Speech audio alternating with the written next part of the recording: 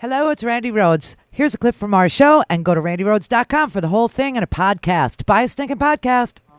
To just be grossly generalistic, you could put half of Trump supporters into what I call the basket of deplorables. Right? The racist, sexist, homophobic, xenophobic, Islamophobic, you name it. And unfortunately, there are people like that. And he has lifted them up. He has. He's lifted them up. He's lifted them up over his head with the upper body strength that is the orange man. Orange is the new white, everybody. No, I mean, honest to God, this was a brilliant term of art, basket of deplorables. It was not an accident that she said it. She did say, I shouldn't have said half. And she's right. She should have said a quarter. Because a quarter of his supporters are people who have never voted before. They are just these very sick, twisted, unplugged or they're part of this generation of people that have never spoken to another person except online. Do you know what I'm saying? They are completely and without empathy, sympathy, they probably never even touched a real live girl, which is probably the biggest problem here. But they're supporting a guy who was the original birther.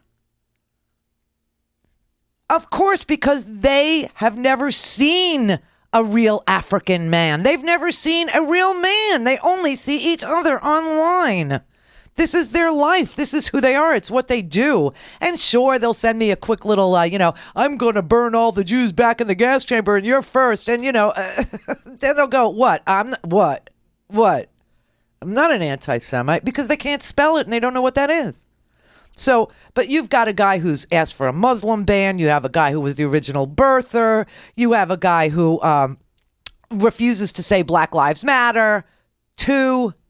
No, all lives matter. Just let's, get past that issue. Oh, there's a war on cops. That was his, and it's all the liberals that are doing this. No, it's Mike Pence's Indiana that's running like the gravy train of guns into Chicago.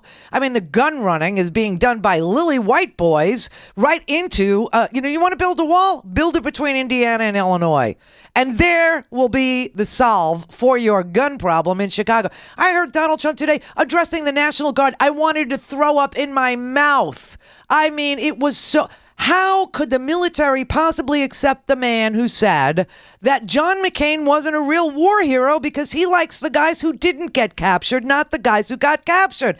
How could the military support a guy who said that Captain Khan was not a hero and refused to acknowledge his parents' loss?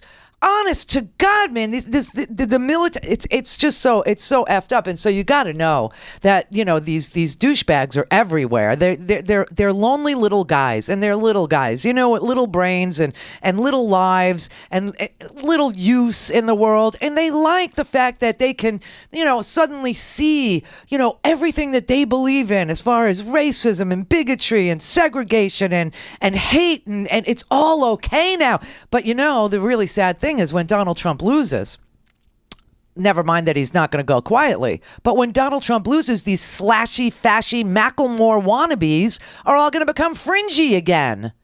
They're all going to become the AV squad again.